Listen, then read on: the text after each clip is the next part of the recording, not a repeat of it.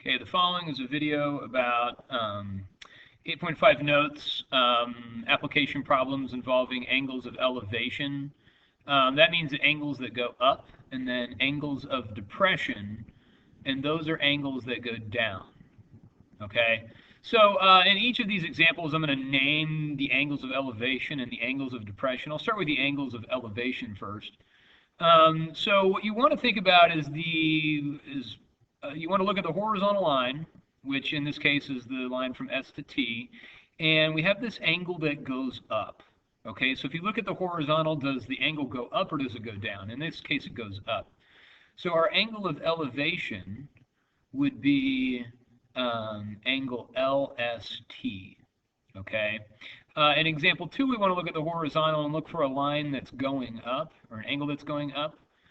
So in this case, if the person is looking at the top of the Ferris wheel, then that angle from their eyesight up would be the angle of elevation. So elevation would be angle TWS.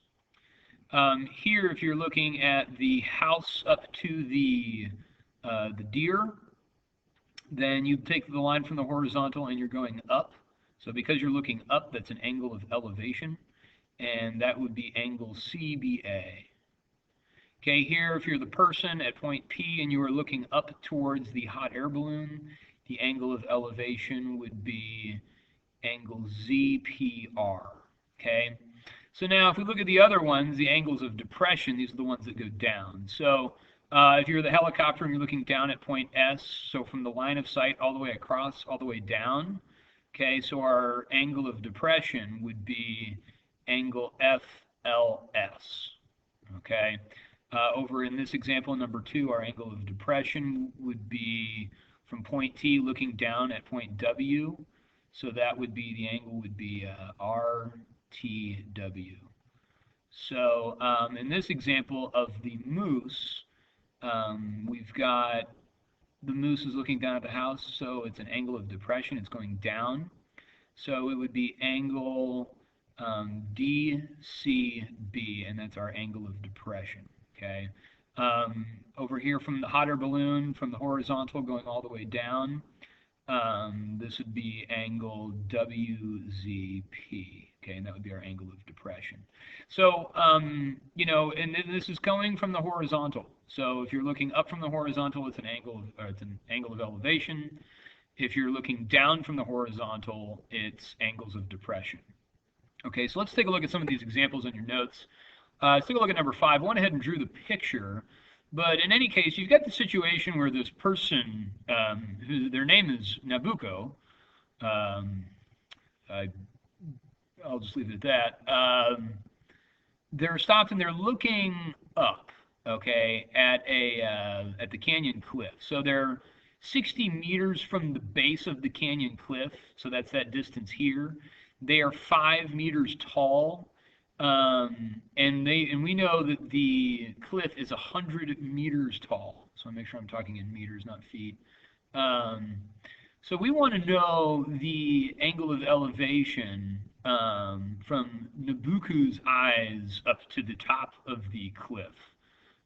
So what I want to do is I want to set up a trigonometric equation here. Here's my angle of elevation because we're looking up from the horizontal. And I had to subtract 5 meters from 100 because I knew that this was 95 meters going up because she's 5 meters tall. And she's 60 meters away. So given this scenario, if I'm trying to find x, I have to use a trig function. And I've got to think that, okay, here's x, here's a 90-degree angle, this is my opposite side, and this is my adjacent side. So I know that if I do tangent of x degrees, then I'm going to get the opposite side over the adjacent. So let's rewrite these and sub these values in. So I get tangent of x degrees is equal to 95 divided by 60. Okay. Now, if I'm trying to solve for x, if I'm trying to find the angle measure, I need to use an inverse trig function. So I'm going to switch my x and my ratio, and I'm going to write it like this. I'm going to say tangent inverse of 95 over 60 is equal to x degrees. All right, now let's actually evaluate that, and we're going to come to our calculator. We want to make sure that, let's check our mode, make sure we're in degree mode, which we are, so that's good. And I want to do second tangent of 95 divided by 60. And so when I do that, I end up getting 57.72, and we want the nearest tenth of a degree. So I know that this angle, x, is 57.7 degrees, okay, which is the angle of elevation, okay, in this scenario. Okay, so rule of thumb, draw a picture and make sure you're answering the question correctly, okay? In number 6, okay, this one, the picture is given to us. So it says, suppose the sun casts a shadow of a 35-foot building. So if this is 35 feet on this side, it's also going to be 35 feet here. 35 feet. If the angle of elevation to the sun is 60 degrees, so this angle here going up from the horizontal is 60, it says how long is the shadow to the nearest tenth of a foot? So what's this length here? I'm going to call this x. So again, given the angle measure, that's a 90-degree angle. This is the opposite side. This is the adjacent side. Using SOHCAHTOA, I want to use a tangent function. So I'm going to say tangent of 60 degrees is equal to 35 divided by x. Now, in this case, I want to set up a proportion here and solve for x. There's a number of ways of solving this, but I like doing the proportions. So I'm going to multiply 35 times 1. So I get 35, and then I get x times tangent of 60. So x times tangent of 60. And then because tangent of 60 is a number, I'm going to divide by tangent of 60. And do that on both sides. So then I get this. And this divides out, so I get x is equal to 35 divided by tangent of 60. Okay, so now I want to come in and plug it into my calculator. So I get 35 divided by tangent of 60 degrees. All right, and that's going to give me 20.207, nearest tenth of a foot, so 20.2 feet is what x is. So x is equal to 22, what was it? 20.2, not 22. My bad. I make mistakes too. I am not perfect. So, all right. So x equals 20.2 feet. All right. That's how far away the shadow is. Okay. I'm going to skip over number 7 and do that in a different video. That one's kind of a long one. But I want to do this one. This one's kind of interesting. It says that this person, Kyle, is at the end of a pier 30 feet above the ocean.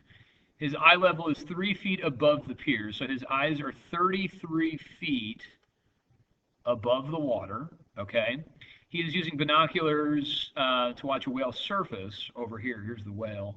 And the angle of depression of the whale, so this angle here is 20 degrees. And it wants to know how far is the whale from Kyle's binoculars, round to the nearest tenth of a foot. So we want to find this length here, x. But the problem is that I know that this is a right angle here, okay? But I don't know what this angle is. But because I know that the whole thing here would be a right angle, if it's a horizontal, then I know that this other angle here that's created by the angle of depression is 70 degrees. And that's the angle that I want to use, okay? So I'm given the opposite side and the adjacent side, so using SOHCAHTOA. I'm going to use tangent, because that's what I've been given, is the opposite and adjacent side. So I've got tangent of 70 degrees is equal to the opposite side, which is x, divided by 33 feet.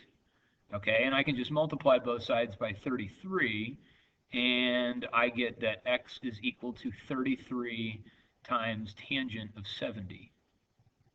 Okay, so now let's go to our calculator, and we want to do 33 times tangent of 70, and we end up getting that the whale is a 90.67 or 90.66, so we'll just call that 90.67 feet. So x is equal to 90.7 feet. All right. So that's all I've got for this video. I hope that this one, that you understand what's going on here. Again, I'm just setting up trig functions based off of pictures. So if you understand what angle of depression and elevation mean, this will be fairly easy for you.